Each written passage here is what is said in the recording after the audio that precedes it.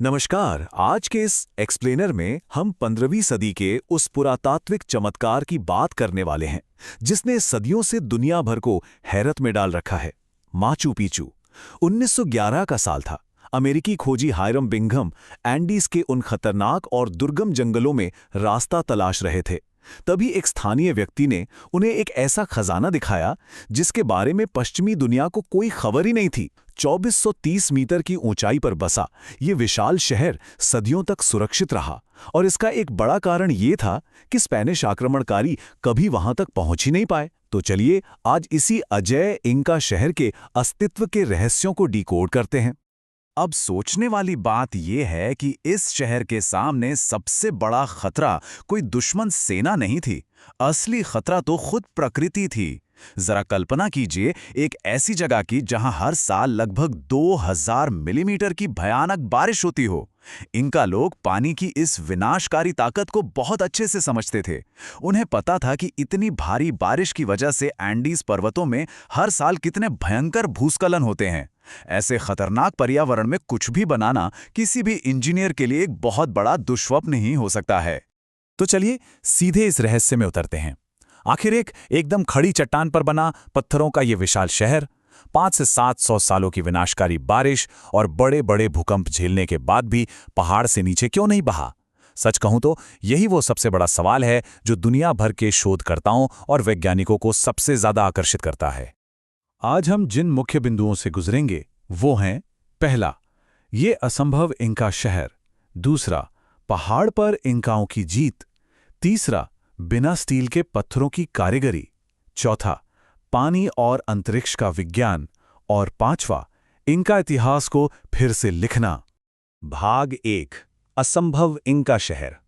2430 metre की ऊंचाई पर छिपा हुआ एंडीज पर्वत और अमेज़न वर्षा वन के ठीक बीच में 2430 मीटर की ऊंचाई पर बसा ये इलाका देखने में तो किसी जादू जैसा लगता है। लेकिन अगर हम निर्माण या इंजीनियरिंग के नजरिए से देखें तो इंका लोगों के पास जो कुछ नहीं था वो जानकर वाकई हैरानी होती है। भूस्खलन का हर पल खतरा बना रहता था। उनके पास कोई लोहे या स्टील के औजार नहीं थे। भारी सामान ढोने के लिए पहियों का नामो निशान नहीं था। और तो और नक्शा बनाने या रिकॉर्ड रखने के लिए कोई लिखित भाषा भी नहीं थी। इन सब कमियों के बावजूद ऐसा महानगर खड़ा कर देना सच में उनकी अकल्पनीय बुद्धिमत्ता का प्रमाण है। भाग 2, पहाड़ पर जीत, बचाव के लिए एक मजबूत नींव तैयार करना। अब सवाल उठता है कि उन्होंने इस पहाड़ को जीता कैसे?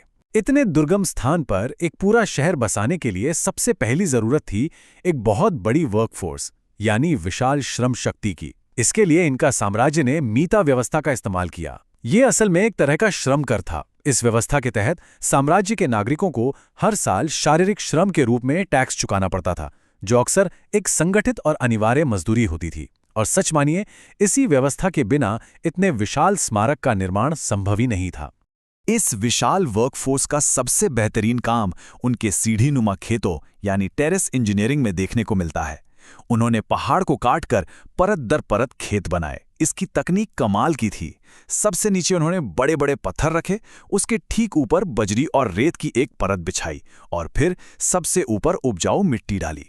इस शानदार इंजीनियरिंग का फायदा ये हुआ कि बारिश का सारा पानी बिना मिट्टी को बहाए पत्थरों के बीच से सुरक्षित तरीके से रिस कर नीचे चला जाता था। तो यहाँ सबसे अहम बात ये निकल कर आती है कि इस शहर की असली ताकत तो पूरी तरह से जमीन के नीचे छिपी है। शोधकर्ताओं का ये स्पष्ट मानना है कि माचू पिचू को बनाने में जितनी भी मेहनत लगी ना, उसका आधे से ज्यादा हिस्सा तो उन भूमिगत नींवों और जल निकासी प्रणालियों को बनाने में ही लग गया, जो हमें बाहर से नजर तक नहीं आती। अगर वे ये मजबूत नींवें ना बनाते तो ये शहर तो कभी का भूस्खलन में बह चुका होता। इस पूरे माचू पिचू शहर को मुख्य रूप से 2 हिस्सों में बांटा गया था। ऊपरी हिस्सा हनान कहलाता था, जहां शहर के सबसे शानदार धार्मिक स्मारक और एलीट वर्ग की भव्य इमारतें हुआ करती थीं। वहीं इसका निचला हिस्सा हुरन था, जो मुख्य रूप से कामकाजी लोगों का इलाका था। यह विभाजन कोई संयोग नहीं था, बल्कि ये इनका के उस दार्शनिक विचार को दर्शाता है जिसमें विपरीत चीजों का मेल कराया जाता है, ताकि समाज और प्रकृति के बीच एक सही संतुलन और सामंजस्य हमेशा बना रहे। भाग 3, बिना स्टील के पत्थरों का काम, अनंत काल का निर्माण। आधुनिक औजारों के बिना ही ग्रेनाइट के इतने विशाल टुकड़ों को काटना इंका लोगों की सबसे बड़ी उपलब्धि मानी जाती है। बिना किसी लोहे या पहियों के वे बड़े बड़े पत्थरों को खदानों से घसीट कर लाते थे। लेकिन सबसे असाधारण बात तो इन पत्थरों को आपस में जोड़ने का तरीका है। वे ट्रायल एंड एरर तकनीक अपनाते थे। एक पत्थर के ऊपर रेत की एक बहुत ही महीन परत बिछाई जाती, फिर उसके ऊपर दूसरा पत्थर रखा जाता। रेत पर बने निशानों से वे पता लगा लेते कि पत्थर कहाँ से नहीं जुड़ रहा है। फिर उसे तब तक तराशा जाता जब तक कि दोनों पत्थर एक दूसरे में बिल्कुल परफेक्ट तरीके से फिट ना हो जाएं। शहर की वास्तुकला का सबसे बेहतरीन उदाहरण एशलर दीवारें हैं। ये दीवारें बिल्कुल सीध में लगाए गए नियमित आकार के पत्थरों से बनी हैं। और सबसे बड़ी बात, इनमें किसी भी तरह के गारे या मोटार का इस्तेमाल बिल्कुल नहीं हुआ था। पत्थरों को इतनी बारीकी से जोड़ा गया है कि उनके बीच से एक ब्लेड भी नहीं गुजर सकती। और यही वो मुख्य वजह है कि ये दीवारें आज तक के सबसे भयानक भूकंपों को भी बिना गिरे मजबूती से झेल गई हैं। ये सब सुनने में जितना अद्भुत लगता है, असल में ये काम उतना ही ज्यादा थका देने वाला था। बारीक मापों के आधार पर शोधकर्ताओं ने ये अनुमान लगाया है कि 18 कुशल कारीगरों की एक पूरी टीम को सिर्फ एक बुनियादी दीवार का हिस्सा बनाने में ही कई महीने लग जाते थे। कुल मिलाकर कहें तो एक पूरी संरचना या इमारत को खड़ा करने में उन्हें औसतन 8 साल का लंबा समय लगता था। ये उनके गजब के धैर्य और दृढ़ संकल्प का एक जीता जागता सबूत है। भाग 4, पानी और अंतरिक्ष, जल विज्ञान और आकाश। शहर को मजबूती से खड़ा करने के बाद उनके सामने अगली बड़ी चुनौती जीवन जीने के संसाधनों की थी। और इंका लोग शानदार हाइड्रोलॉजिस्ट भी थे। उन्होंने पहाड़ के एक प्राकृतिक स्रोत से पानी लाने के लिए 749 मीटर लंबी नहर बनाई। इस नहर की ढलान बिल्कुल सटीक रूप से 2 से 5% के बीच रखी गई थी, ताकि पानी की गति हमेशा नियंत्रित रहे। यह पानी शाही घरों से शुरू होता था और फिर शहर के 16 अलग अलग फव्वारों से होता हुआ आम लोगों तक पहुंचता था। पानी पर इतना सटीक नियंत्रण देखकर तो आज के बड़े बड़े इंजीनियर भी चकित रह जाते हैं। अगर हम थोड़ा आसमान की ओर ध्यान दें तो हमें माचू पिचू का सबसे प्रतिमात्मक स्मारक दिखाई देता है, इंतिहुआताना। इंका भाषा में इसका मतलब होता है सूरज को बांधने वाला खंभा। एक पिरामिड जैसी संरचना के बिल्कुल शीर्ष पर स्थित ये बारीकी से तराशा हुआ पत्थर आसपास के पवित्र पहाड़ों और दिशाओं के साथ गहराई से मेल खाता है। गर्मियों और सर्दियों के संक्रांति यानी सॉल्स्टिस के दौरान इस पर पड़ने वाली परछाई समय और मौसम का बहुत ही सटीक संकेत देती थी। अब यहाँ एक बहुत ही दिलचस्प सवाल पैदा होता है। सूरज के साथ इन स्मारकों के इस खास जुड़ाव को देखते हुए क्या हम ये मान लें कि इनका लोगों के ये स्मारक अत्यधिक सटीक वैज्ञानिक वेधशालाएं यानी ऑब्जर्वेटरीज थीं? क्या वे ब्रह्मांड को आधुनिक विज्ञान के नजरिए से बिल्कुल सटीक माप रहे थे? इस सवाल का जवाब खोजने के लिए एक पोलिश शोध दल ने इन संरचनाओं का पूरा वैज्ञानिक नक्शा तैयार किया। उन्होंने पाया कि हाँ, सूरज की रोशनी इन स्मारकों को एक खास तरह से रोशन तो करती है, लेकिन ये इतने भी सटीक नहीं है कि इनसे किसी खगोलीय घटना की बिल्कुल सटीक तारीख या समय निकाला जा सके।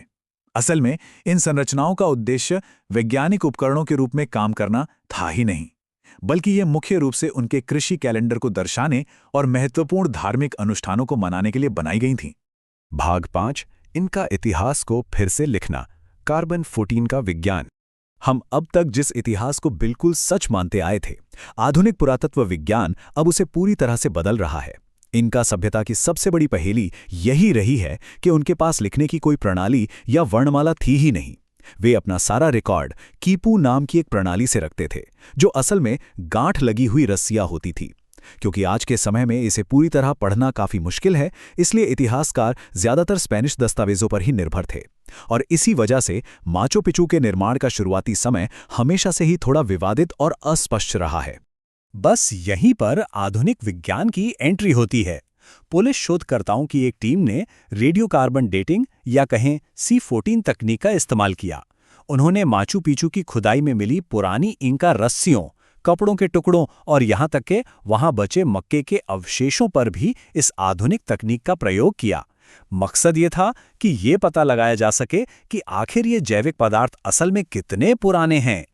और आपको जानकर हैरानी होगी कि कार्बन डेटिंग के इन परिणामों ने इतिहास को पूरी तरह से पलटकर रख दिया है। पहले यह माना जाता था कि इंका सम्राट पचकुटी ने माचू पिचू का निर्माण लगभग 1450 के बाद शुरू किया था, लेकिन इन नए C14 डेटिंग परिणामों ने साबित कर दिया है कि निर्माण कार्य तो 1420 के आसपास ही शुरू हो गया था।